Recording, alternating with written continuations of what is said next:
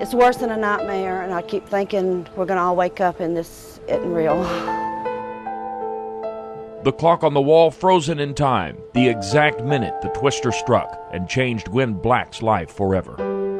My grandkids and my nephew were in here. They were watching a movie. And me and my sister were sitting in there watching. Well, we was trying to watch all my children, to be honest. And Greg just kept breaking in. There's Enterprise. And I've never been scared of bad weather. I've never paid attention to the TV because, you think, oh, it's not going to come here. But it did. And Gwen now knows all too well what could have happened. Greg kept saying, Enterprise, Enterprise. Every other word was Enterprise. Take cover. If you're watching me and you aren't in Southern Coffee County, you should not be watching me. You should be taking shelter. The persistence of WDHN Chief Meteorologist Greg Dee paid off. This is a very dangerous situation. As the mammoth twister was tearing apart the high school, Gwen, her 3 grandchildren, nephew, and her sister were ducking for cover. I got them way back there. I had the remote in my hand, that TV, turning Greg up just as loud as I could, and walked, and it hit, and we just took off back to the end. On that fateful Thursday afternoon, students were huddled in the hallway of Enterprise High School. 8 of them lost their lives. But just across the street, Gwen and her family were huddled here in the hallway of their home, a move that saved their lives.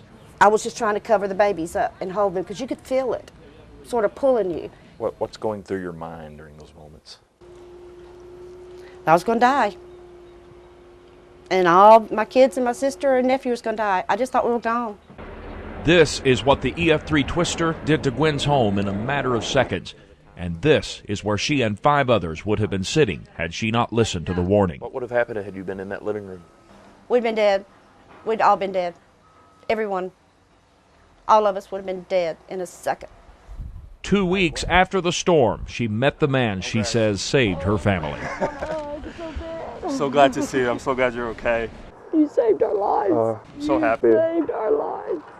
I'm serious. You saved all of our lives. If it hadn't been for you, we would have been dead. I can't believe you guys got out of that house.